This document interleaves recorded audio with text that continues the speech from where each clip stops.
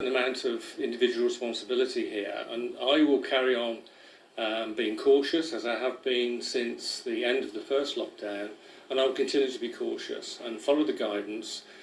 So I'm quite happy that this time round we're giving people more of their own responsibility to make decisions for themselves.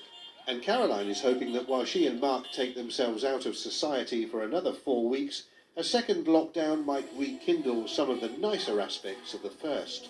I think throughout the first lockdown there were a lot of positives, and I think you have to hold on to the positives through times like this. And I think we've lost a little bit of that be kind attitude that we had, and I just hope that we can perhaps rekindle some of that and help each other through it. But most of all, the couple can't wait for December the 2nd, when, fingers crossed, they can meet family and friends once again. Andy Bevan, ITV News. A scientist at the University of Birmingham studied 100 people who'd had COVID-19 and found all had some form of immunity 6 months after they'd become infected. They also found that people who'd had more serious symptoms had a higher level of immunity, but they say it doesn't mean people can't catch the disease again.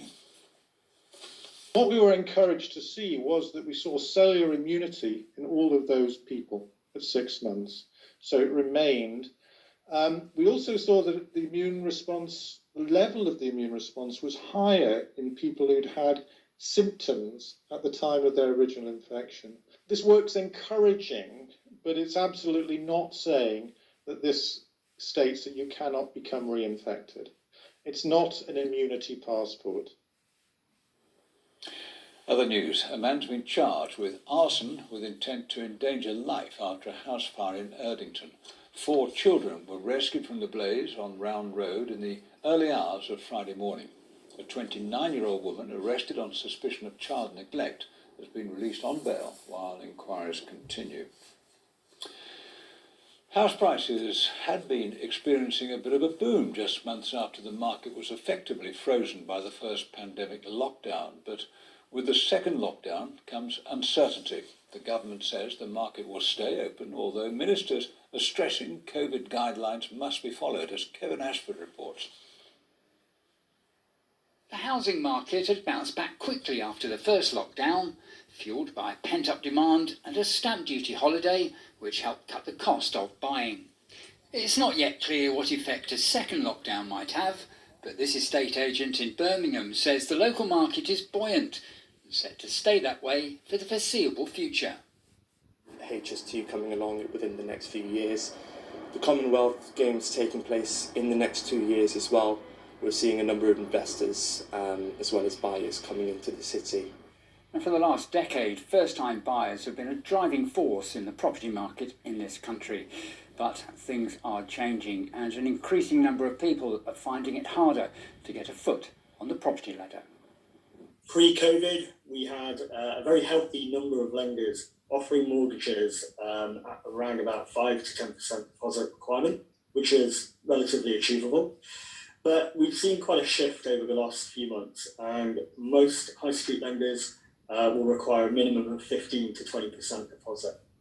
Lauren Burnett has been trying to buy her first home with her boyfriend since the beginning of the year. But they're battling rising prices and a need to find an increasingly large deposit. Me and my boyfriend do really want to live together now. We spent lockdown together, so I think it is a great time to buy a house together.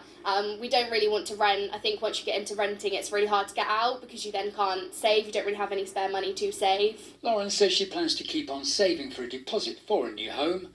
She and her boyfriend are determined to achieve their dream of becoming first-time buyers. Kevin Ashford, ITV News. Well, it's been a fairly lively day on the weather front. Let's see what we're in for over the next 24 hours. Here's Des.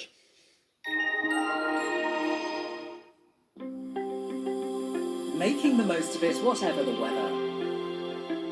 Octopus Energy sponsors ITV Central Weather. Hi, great to see you. Thanks for joining me for your overnight weather story. I should talk about the end of the week when I bring the charts up. I think they look fairly favourable. Up until then, though, let's talk about tonight's weather story. We've got a couple of showers around. They will die away. And what they will give us, though, are clear skies, which means temperatures will fall away down to around mid to low single figures.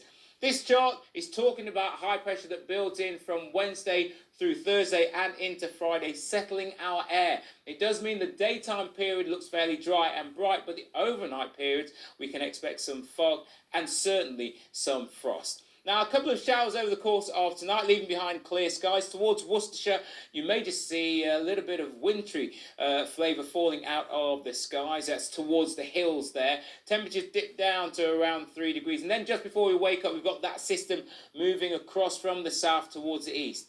It moves through fairly quickly on the strength of breeze, leaving behind a day with sunshine and showers. The occasional shower is going to be on the sharp side. And because the winds come down from the north, we'll see temperatures subdued at around 10 degrees. I'm going to leave you with the summary. Octopus Energy sponsors ITV Central Weather. And that's our news and weather this Monday. And indeed, that's it from the newsroom today. Have a peaceful night. Good night.